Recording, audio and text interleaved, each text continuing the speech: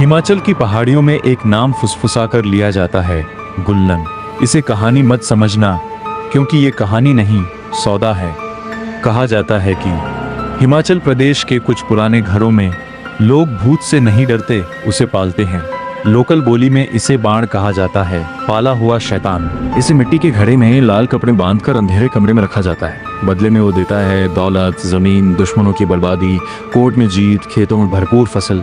पर हर सौदे की कीमत होती है हर अमावस्या को उसे खून चाहिए, पहले जानवरों का, फिर अजनबियों का, और जब बाहर से कुछ ना मिले तो अपने घर का। शिमला के पास एक गाँव में एक जमींदार परिवार था। अचानक उनके घर में नोटों की बारिश होने लगी। जिनसे दुश्मनी होती वो कुछ ही महीनों में बर्बाद हो जाते। गांव वाले कहते घर में गुल्लन बंधा है, पर लालच ने कान बंद कर दिए थे। फिर एक रात घर का मालिक बिना बीमारी, बिना वजह मर गया। उसका बेटा जो शहर में पढ़ा लिखा था हंस पड़ा इन बातों पर। भूत वूत कुछ नहीं होता, उसने कहा, और उसी रात उस कमरे का ताला तोड़ दिया जहाँ सालों से कोई नहीं गया था। अंदर कोने में एक घड़ा रखा था, लाल कपड़े में कसकर बंधा हुआ। कमरे में अजीब सी सड़ी हुई बदबू थी, जैसे किसी ने सदियों से सांस रोकी हो। मजाक में उसने कपड़ा हटा दिया।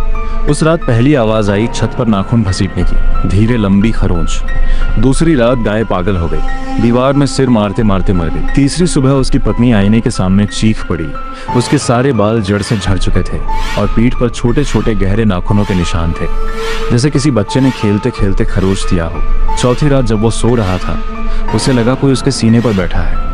आंख खुली और उसने देखा एक छोटा काला शरीर, बिना चमड़ी के, आंखों की जगह खाली गड्ढे, मुंह से काली लार टपकती हुई। वो मुस्कुराया और बच्चे जैसी आवाज में बोला, मैं भूखा हूँ, मुझे मेरे घर में वापस डाल दो। सुबह होते ही पूरा परिवार गांव छोड़कर भाग गया। आज भी वो घर खाली है। लोग कहते हैं रात को वहाँ बर्तन गिरते हैं, कोई बच्चे की तरह रोता है और छत पर खरोचों की नई लकीरें बनती रहती हैं। गुल्लन अभी भी वहीं है, घड़ा खुला है, सौदा अधूरा है, और वो अपने नए मालिक का इंतजार कर रहा है।